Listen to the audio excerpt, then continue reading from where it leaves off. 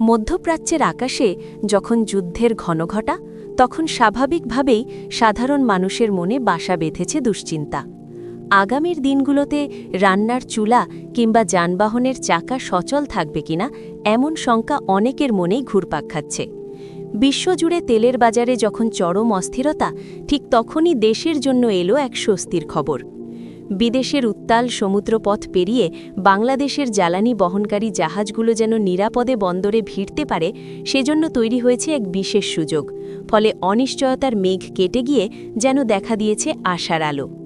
মধ্যপ্রাচ্যের চলমান সংঘাতের প্রভাবে বিশ্বের অন্যতম গুরুত্বপূর্ণ নৌপথ হরমুজ প্রণালী দিয়ে জাহাজ চলাচল নিয়ে বড় ধরনের ঝুঁকি তৈরি হয়েছিল।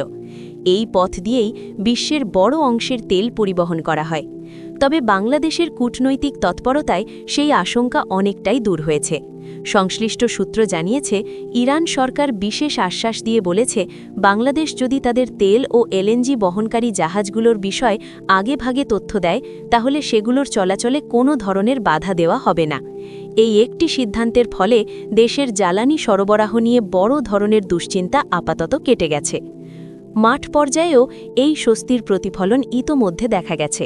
সোমবার সিঙ্গাপুর থেকে ২৭,০০০ টন ডিজেল নিয়ে একটি বড় ট্যাঙ্কার চট্টগ্রাম বন্দরে পৌঁছেছে। শুধু এটিই নয়, চলতি সপ্তাহের মধ্যেই আরও ৪টি জাহাজে করে প্রায় ১,২০,০০০ টন ডিজেল দেশে আসার কথা রয়েছে। জ্বালানি বিভাগ জানিয়েছে, এই বিপুল পরিমাণ জ্বালানি দিয়ে দেশের অন্তত ১৬ দিনের চাহিদা সহজে পূরণ করা সম্ভব হবে। এছাড়াও সরকার এপ্রিল মাসের সম্ভাব্য চাহিদা মাথায় রেখে আগেভাগেই বিকল্প উৎস থেকে প্রায় ৩ লাখ টন ডিজেল সরাসরি কেনার উদ্যোগ নিয়েছে।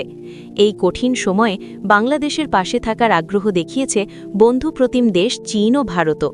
ঢাকায় নিযুক্ত চীনের রাষ্ট্রদূত ইয়াও ওয়েন স্পষ্ট জানিয়েছেন, জ্বালানি সংকট মোকাবিলায় তারা বাংলাদেশকে সব ধরনের সহায়তা দিতে প্রস্তুত।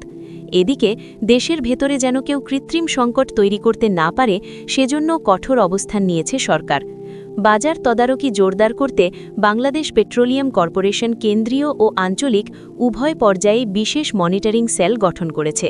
সেই সঙ্গে মজুতদারি ঠেকাতে সারা দেশে জেলা প্রশাসকদের মোবাইল কোর্ট পরিচালনার নির্দেশ দেওয়া হয়েছে।